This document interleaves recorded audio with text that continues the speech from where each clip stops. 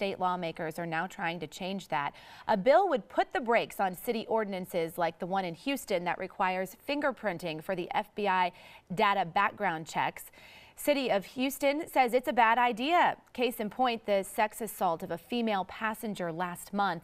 The driver who's charged in the rape never got a city permit and did not go through the city's background checks. So is a statewide solution better than local control? That's our topic this half hour. And we want to hear from you on Facebook and Twitter. You can use the hashtag Fox26 4Life.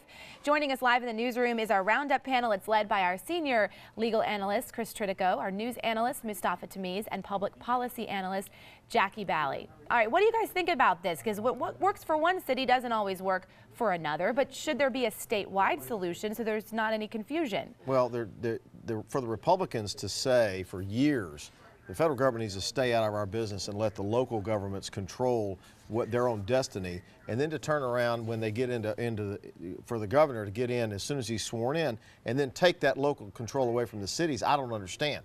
Every city should have not only the right, but the obligation to control issues like taxi cabs. And you can call Uber whatever you want. It's a taxi service, and the cities have the right to do that. So what they're going to say is we'll have a statewide law for Uber, but the cities get to control the taxi cabs the way they want. It doesn't make any sense. And so I think that they ought to leave this alone, let the cities control it, and work on it from that standpoint, Mustafa Tamiz.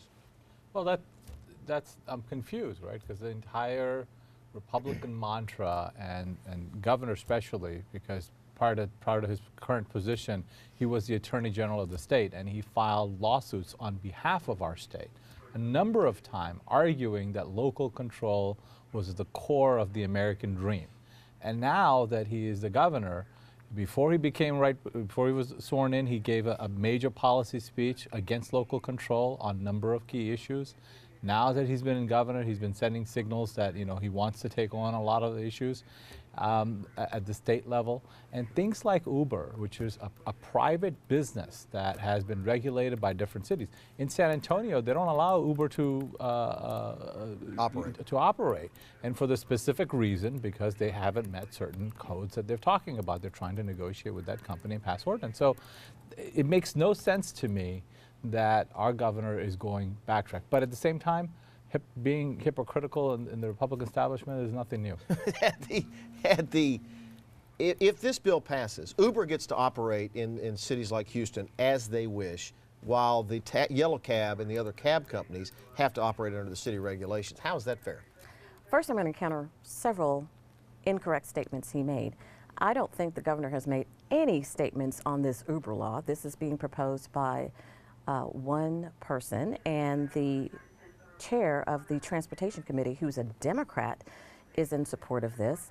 The governor has not said anything about Uber. He did not make a speech against local control. I just want to make sure that's clear.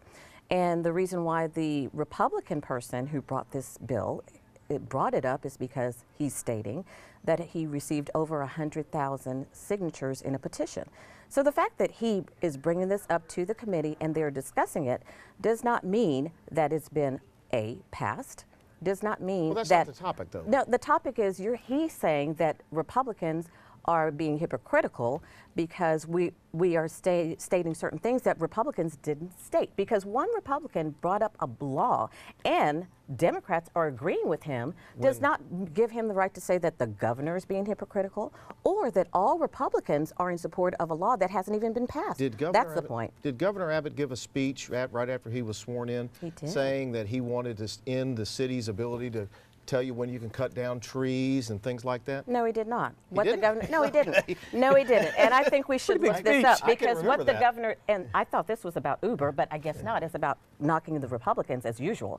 But anyway, the governor did not give that speech. What he did say was there were certain laws that were in certain cities that were onerous, that were imposing too much on the taxpayers and imposing too much on the citizens and residents, which is what we want. Like your ability to cut down trees. He did not say that. And he never said the state was going to get involved in cutting down trees. I'm going to go to Sally. When we come back, I want to get back to my question about Uber. Sally's monitoring our social media. Okay, we're turning back to Uber now. And we're technology is sort of failing again here, so hold on, guys. All right, but basically, I don't know if it's going to work. I was going to show some tweets that basically what folks are saying on Twitter is that Uber is saying that their background checks are better than a fingerprint check, but that doesn't make sense. Do you think that Uber's background checks are sufficient? We don't know exactly what they do, but in this one case here in Houston where this guy has been charged with rape, their background checks missed his lengthy criminal record. And I think that's the issue. I don't know what Uber does. And what the city said was you have to come in, if you're going to drive for Uber, you have to have these FBI background checks and the fingerprints so we can determine whether or not you should be a person who's driving our citizens around. If Uber would let everyone know what they're doing, then maybe the cities could have some comfort as to what they're doing. Right now, the city of Houston says if you're going to operate in Houston, you have to have this background check. And this bill, if it passes, would take that right away from the city. So, Jackie, I want to get back to the question I asked you. Would it be fair to Yellow Cab and the other cab companies who have to operate under city ordinances for the state to make a special law for Uber? I don't think the state will make a special law for Uber. I think that this person brought it up because it is his job if he receives 100,000 signatures. It's his job to look into it. I don't think it's going to pass through committee. Even though the Democrat chair of that committee says he's in support of it, I don't think it's fair, and I don't think it's going to happen. Mustafa?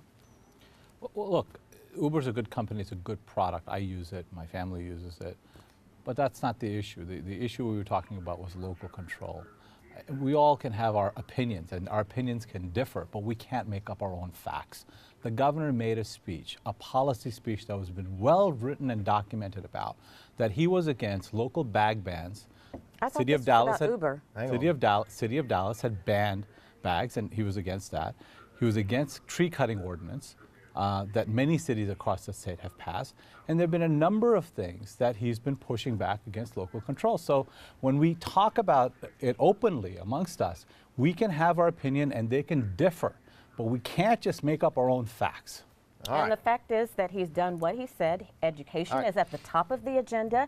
He's making education a #1 policy in Texas, since we're going to talk about the governor. Right there. And we're not talking about Uber. We're going to leave it right there. We'll be back in the Talking about local control, which is part of the topic. Governor Abbott.